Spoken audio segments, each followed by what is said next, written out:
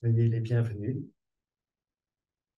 à la Maison Bleu Ciel pour cette heure bleu ciel. Bienvenue avec tout ce que vous êtes, avec tout ce qui vous habite maintenant, vos pensées, vos émotions, votre corps. Nous sommes là pour répondre à un appel intérieur à devenir qui nous sommes, des êtres habités de présence, des êtres qui habitent dans un monde actuellement en ébullition,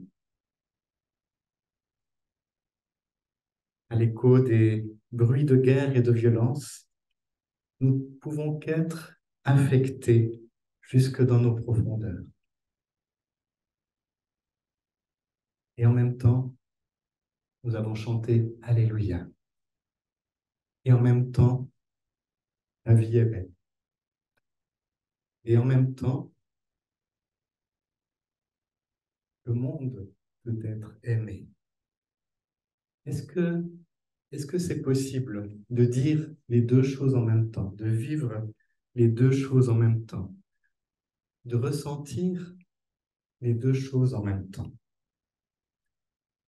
Aujourd'hui, j'aimerais vous proposer une grille de lecture de ce qui se passe à l'intérieur de nous, une grille de lecture de nos réactions, de nos émotions.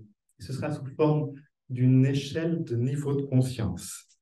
Et je crois que cette échelle peut nous aider dans un temps comme celui-là à vivre les deux choses en même temps. Elle peut nous servir aussi de pratique ou d'exercice pour traverser non seulement les choses très difficiles de notre vie, mais aussi les petits événements de notre existence. Et il me semble que c'est aussi une bonne manière de pouvoir sortir de nos peurs, de nos angoisses, et d'éviter de cette manière-là peut-être de mettre en œuvre notre propre violence en acte ou en parole. Je crois que cette échelle, elle nous permettra de nous exercer à une présence plus apaisée et apaisante aussi, au cœur des tempêtes de notre temps. Je vous invite donc à vivre, comme d'habitude, ce temps d'heure bleu ciel comme une expérience, en ressentant ce qui se passe au-dedans de vous à chaque instant, comment cela fait son chemin en vous et dans votre corps en particulier.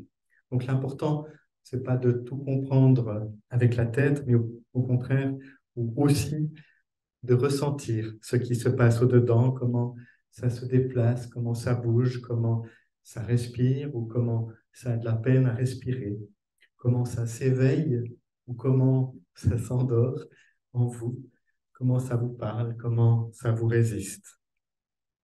Ce que je vais dire comme mots, ce seront des mots qui balbutient au fond, qui essayent juste de donner peut-être quelques jalons sur un chemin, quelques manières d'éclairer ce chemin des repères.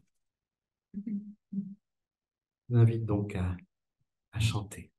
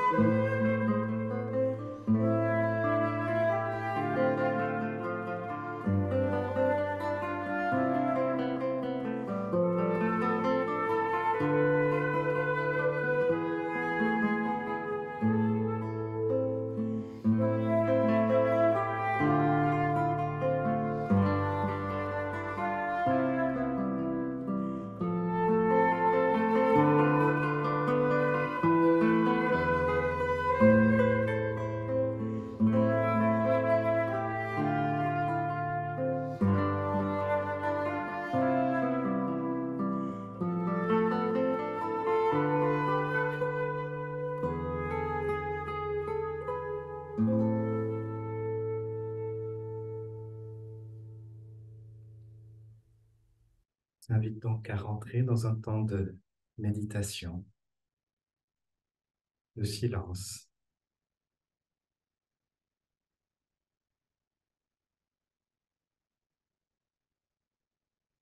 Je vous propose d'être là,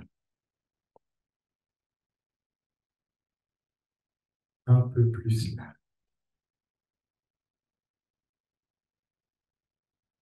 Et cela commence dans le corps que nous sommes, en sentant le contact avec le sol, avec la chaise, avec le banc.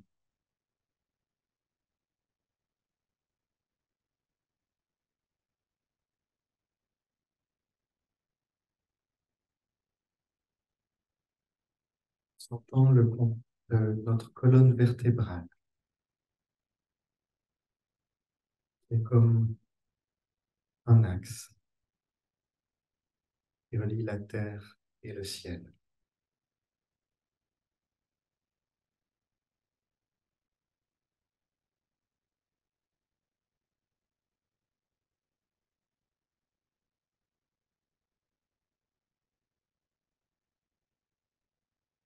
Ayant notre respiration.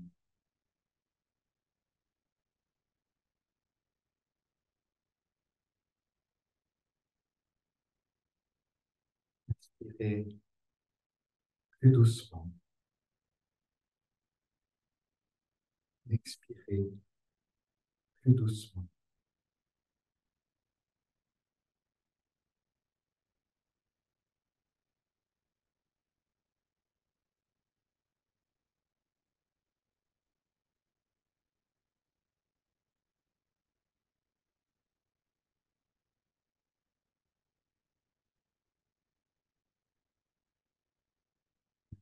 corps et ma respiration, me relier à moi-même,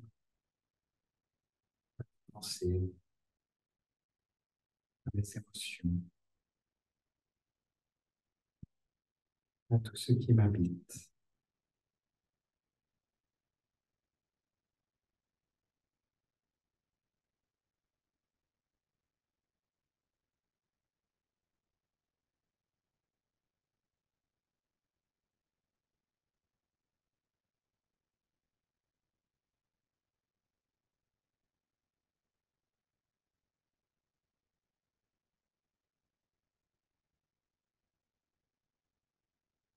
Et puis élargir ma conscience pour me relier à tous ceux et celles qui sont autour de moi, ce lieu ou proximité, ou dans mon affection.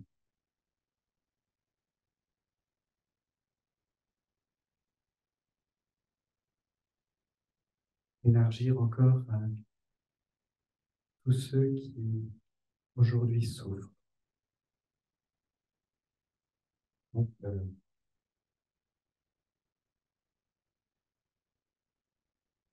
sont dans la joie.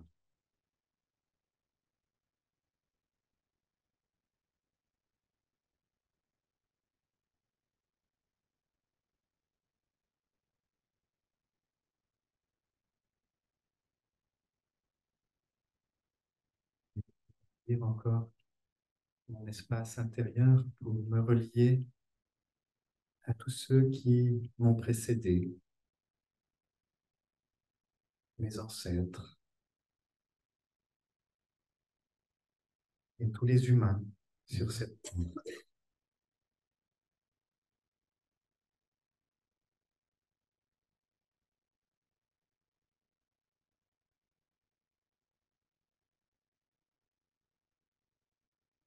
Me relier encore avec la vie sous toutes ses formes, végétale, animale, dans les airs, sur la terre,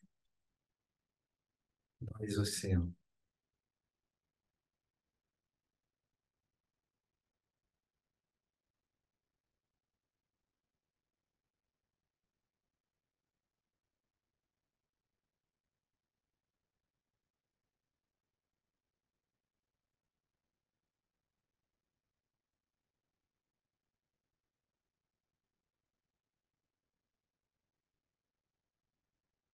Relié à ce souffle de vie imperceptible qui traverse et habite tout être, toute chose, qui est là depuis toujours et à toujours.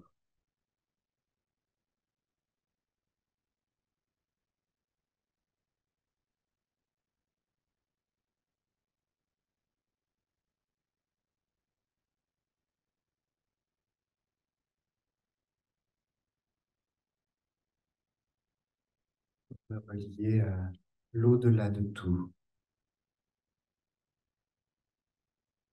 et l'au-dedans de moi. Proche, accessible.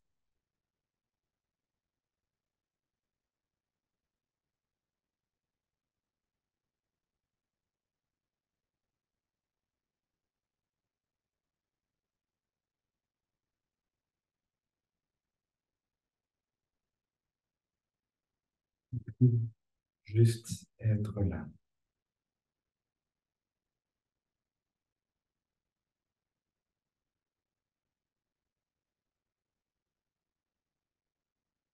Goûter à ce silence pur.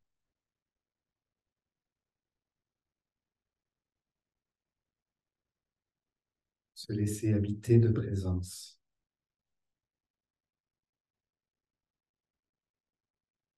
Devenir présence.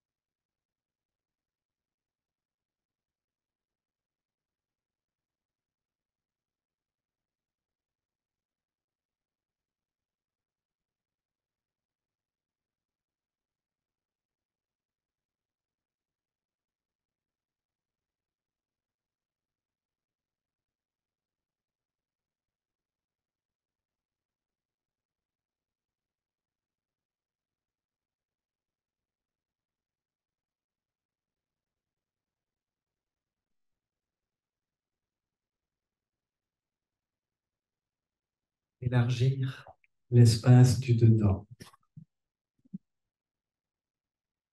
J'ai été frappé de lire encore hier dans les médias que au Moyen-Orient, les discours de la paix ne sont plus audibles, même par ceux qui y croyaient encore il y a quelques jours ou quelques semaines.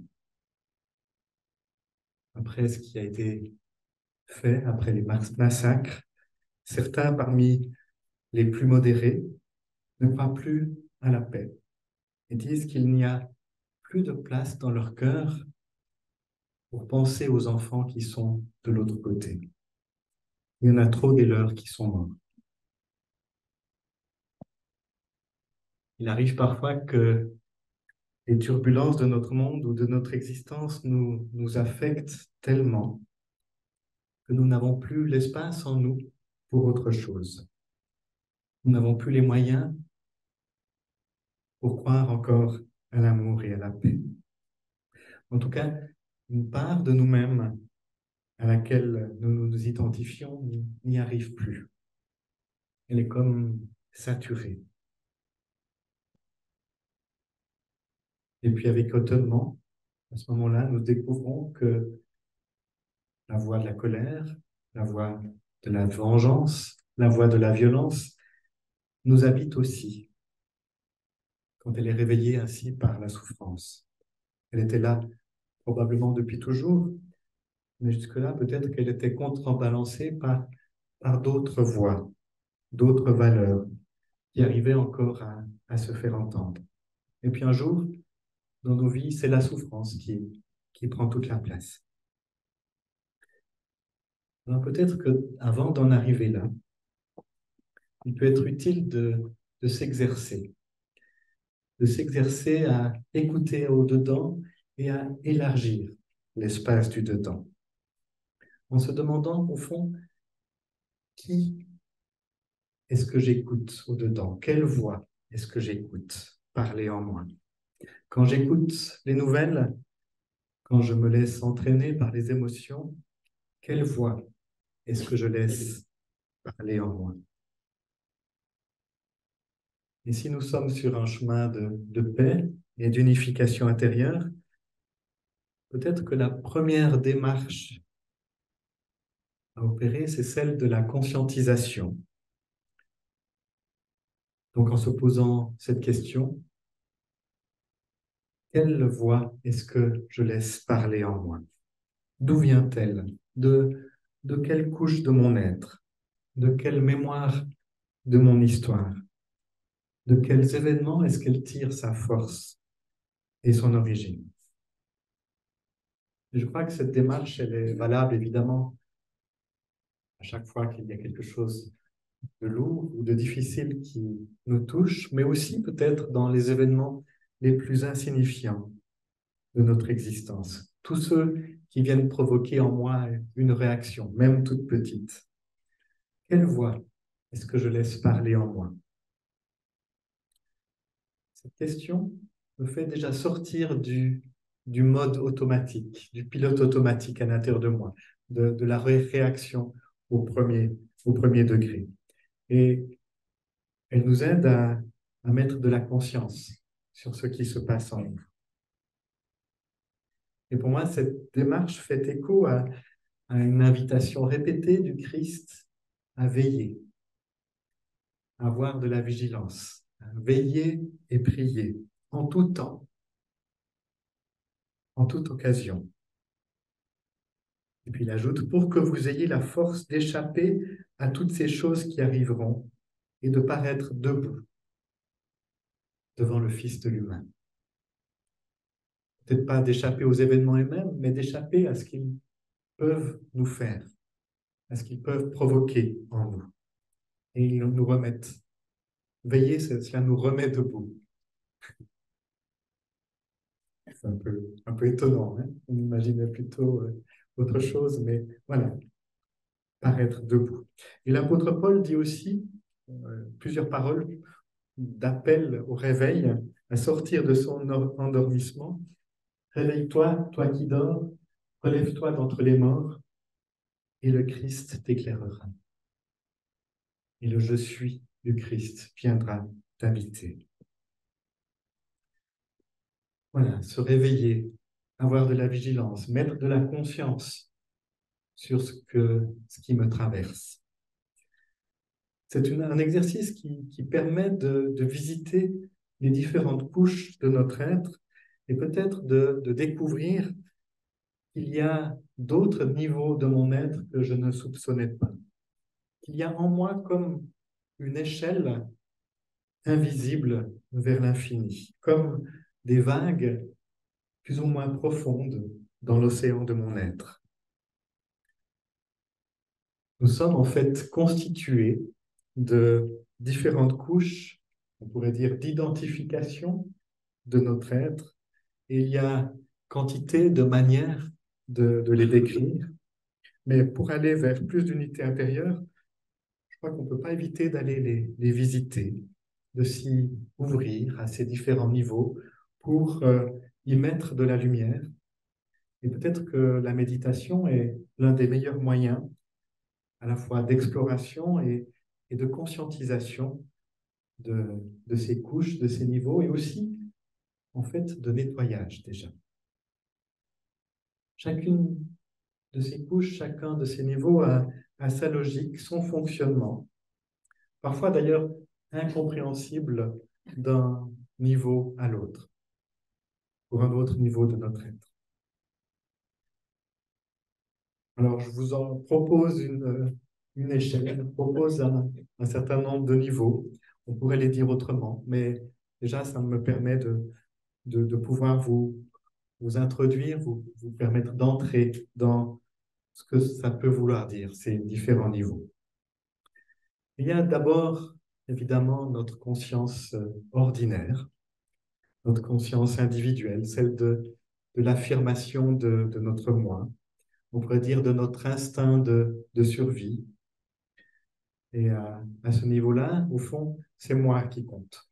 Je cherche ma propre survie en évitant les dangers, en mettant en place des mécanismes de défense, et puis en cherchant au maximum du plaisir, de la joie dans ma vie. On pourrait dire que c'est très proche de notre cerveau reptilien. Voilà, c'est moi, je suis moi, et j'ai besoin d'exister. Il y a un autre niveau de mon bien-être qui est déjà un peu plus large, c'est celui de notre conscience familiale, on pourrait dire. Cette culture héritée de nos ancêtres. Mon père, ma mère sont là dans mon corps, dans mon sang. Peut-être même d'ailleurs mes grands-parents, mes arrière-grands-parents. Et ils m'ont souvent transmis à mon insu un certain nombre de mémoires. De belles mémoires ou des mémoires plus blessées. Voilà, je suis ma famille.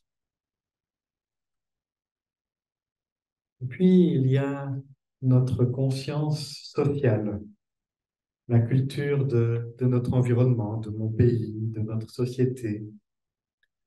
Dans mes cellules même, parfois, j'ai intégré les codes, les rites, les habitudes, les réflexes qui nous sont communs sur un certain territoire.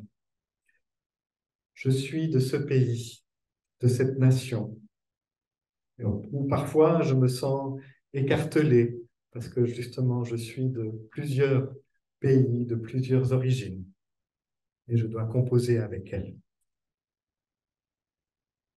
Puis il y a une conscience collective encore plus large, celle des peuples au sens large, marquée par un passé souvent douloureux, par une histoire qui a façonné un inconscient collectif, parfois depuis des générations et des générations.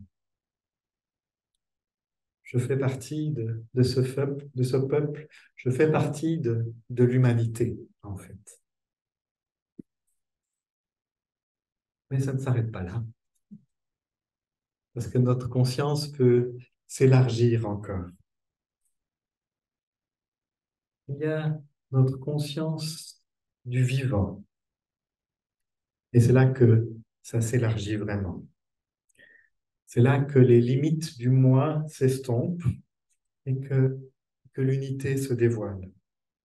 Je me reconnais relié à la nature, à une dimension beaucoup plus large, à la vie au sens large, à une dimension cosmique, on pourrait même dire à une dimension universelle.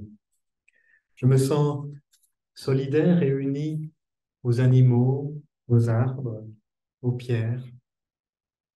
Je me connecte à leur énergie, souvent d'ailleurs plus calme, mais aussi parfois souffrante. Je dirais que c'est là où l'intuition et souvent aussi la compassion se logent. C'est là où je retrouve au fond cette capacité de me relier avec tout le vivant. Je suis le vivant. Continue encore. Il y a une conscience imaginale, celle du monde des archétypes, des idées, de tout ce qui nous structure intérieurement. Là, le temps s'efface. Jean-Yves Leloup qui en parle beaucoup de ce niveau-là. Et il place à ce niveau-là les anges.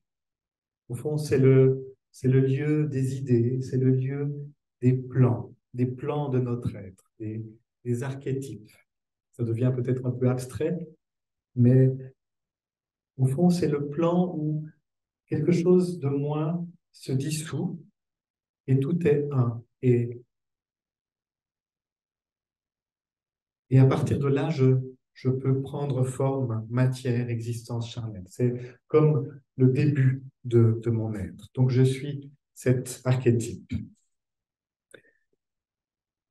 Puis, il y a la conscience du je suis, de l'archétype des archétypes, de ce qui en moi fait la synthèse entre le divin et l'humain, entre la terre et le ciel, ce qui est la charnière entre le Père et ses fils et ses filles, entre l'infini et le fini.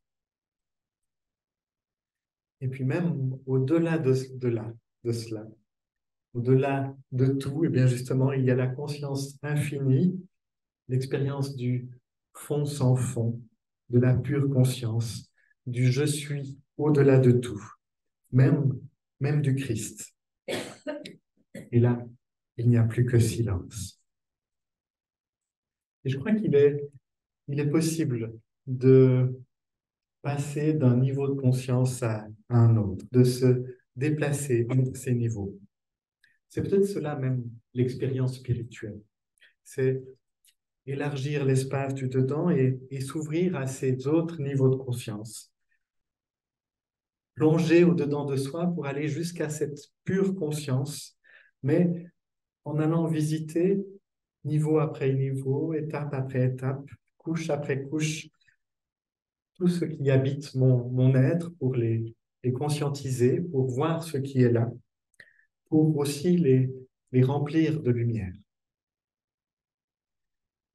Le problème, je crois, vient souvent de ce que nous restons figés à un niveau, le plus souvent dans un des premiers d'ailleurs, un niveau assez restreint, et qu'on en reste à cette logique. Par exemple, si on en reste à la logique de la survie du moi, on ne peut pas envisager la solidarité avec le collectif, avec la famille humaine. Si on en reste à la logique de la famille, de la famille nation, de la famille religion, on ne peut pas se sentir un avec le vivant. Et puis, si je ne m'ouvre pas à cette conscience de l'au-delà de tout, eh bien, je ne peux pas m'ouvrir à l'éternité de la vie. À l'inverse, quand je fais ce voyage intérieur entre ces différents mondes intérieurs qui m'habitent, eh bien, il y a quelque chose qui s'élargit en moi. Et ça me fait découvrir d'autres horizons intérieurs. Ça me fait découvrir d'autres logiques. d'autres manières d'envisager la réalité. Cela me donne petit à petit une liberté de plus en plus grande. Et je peux ainsi découvrir que finalement la plupart de mes réactions, de mes émotions, de mes décisions, de mes choix, de mes actes viennent d'un niveau particulier. Par exemple, si j'ai fait un choix de vie, probablement il peut être né d'une peur de trahir mon héritage ou de ne pas correspondre au choix de mes ancêtres. Mais si je me déplace à un autre niveau, je peux retrouver une liberté que je croyais avoir perdue.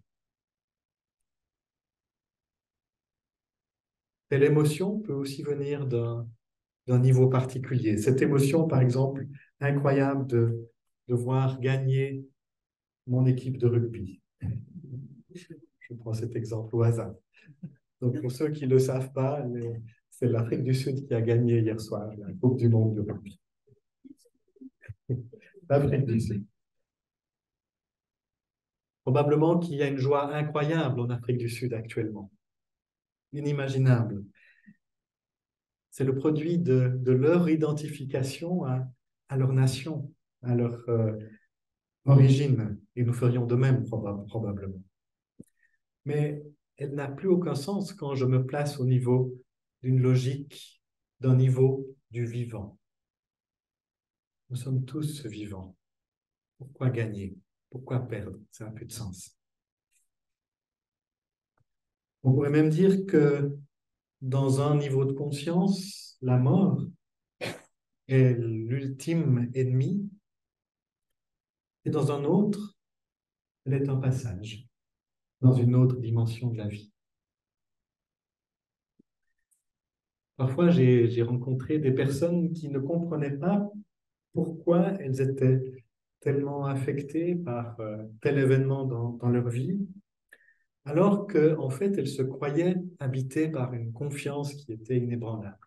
Il y avait comme une incohérence entre ce qu'elles croyaient vivre au-dedans d'elles et leurs émotions.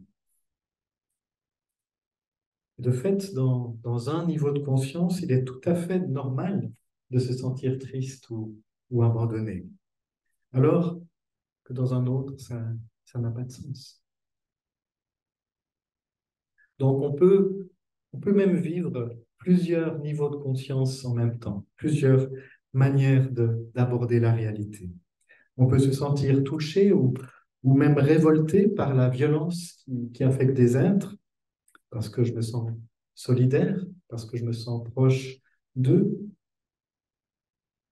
tout en gardant confiance à la vie, tout en gardant confiance aux humains. Nous sommes des êtres qui sommes habités par tous ces niveaux à la fois.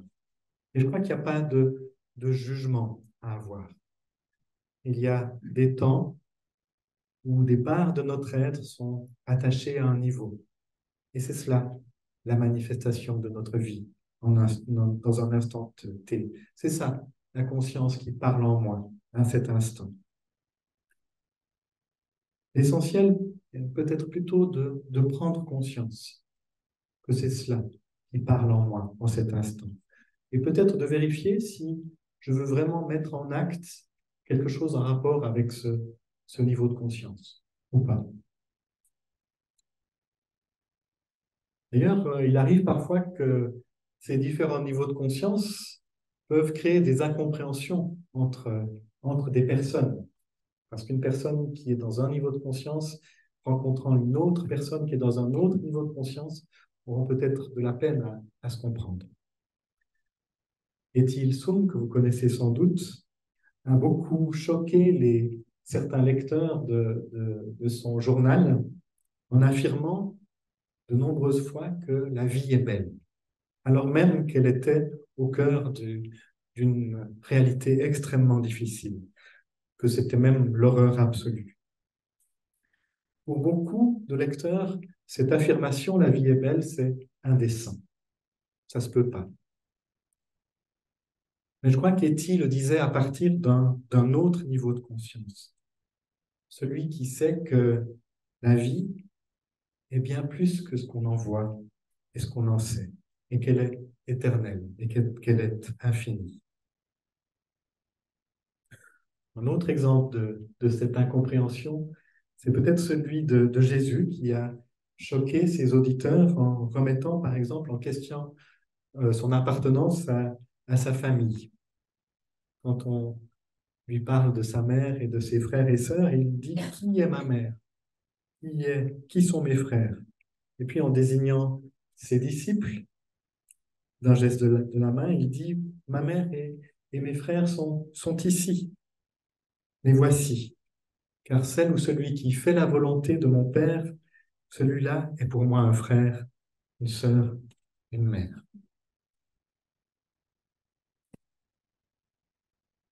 Alors bien sûr, pour ceux qui sont blessés dans leur chair, défendre quelque chose qui ressemble à autre chose que de la vengeance ou de la colère, défendre la paix peut parfois sembler une trahison, une négation même de leur souffrance. Et pourtant, quand on est dans la conscience du vivant du vivant relié à travers toute l'humanité et le cosmos, quand on est dans cette conscience de l'un, de l'interrelié, de l'interdépendant, tuer un autre, se venger, quel que soit cet autre, en pensée, en parole ou en acte, c'est se tuer soi-même. Parce qu'il n'y a pas d'autre réalité que la réalité. Parce que le réel est un. Et un être qui est dans ce niveau de conscience ne peut plus faire la guerre. Il a juste baissé les armes. C'est pour cela que je pense qu'une belle manière de répondre à la violence qui se déchaîne autour de nous, c'est de nous entraîner à visiter ces différents niveaux de conscience, à travers une vigilance, à travers une pleine attention, une pleine conscience. Peut-être que se taire de tout son corps, de toute son âme, de tout son esprit, cela permet d'aller visiter ces différents niveaux. Et puis, pour transformer peut-être nos actions en lieu de conscience et de liberté. C'est peut-être même une des meilleures manières de contribuer à réparer le tissu déchiré du monde, comme certains le disent. Et c'est peut-être de cette manière que nous pourrons vraiment appliquer ce que Etty disait, encore elle, Etty Hillesum. Elle disait ceci, notre unique obligation morale, c'est de défricher en nous-mêmes de vastes clairières de paix, de les étendre de proche en proche, jusqu'à ce que cette paix irradie vers les autres. Et plus il y aura de paix dans les êtres, et plus il y en aura aussi dans ce monde en ébullition.